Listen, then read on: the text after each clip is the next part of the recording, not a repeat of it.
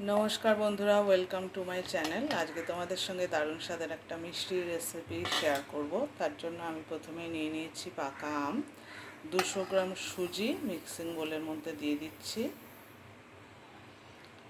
যতটা সুজি নিয়েছি সেই পরিমাণে জলও দিয়ে দিচ্ছি। দিয়ে দিচ্ছি কিছুটা লবণ। মিক্সারটা হয়ে গেছে, এবার এটাকে একটা বোলের মধ্যে ঢেলে নেব। একটা বোলের মধ্যে ঢেলে নিয়েছি। এবার দিয়ে দেবো এর মধ্যে কিছুটা নারকেল কুচি, ময়দা 2-3 চামচের মতন। সব উপকরণ দিয়ে ভালো করে মিশিয়ে নেব। সব উপকরণ দিয়ে ভালো করে মিশিয়ে নিয়েছি। এবার এটাকে আধ ঘন্টার জন্য রেস্ট রেখে মিষ্টিগুলো ভেজে নেব। কড়াই বসিয়ে দিয়েছি, কড়াইতে দিয়ে দিই। এদিকে আর একটা কড়াই বসিয়ে দিয়েছি, তাতে দিয়ে দিয়েছি 1 কাপ জল আর 1 কাপ চিনি।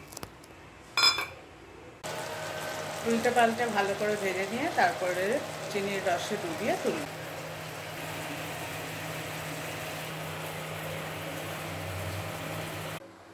একইভাবে সব কটা মিষ্টি ভেজে নিয়েছি।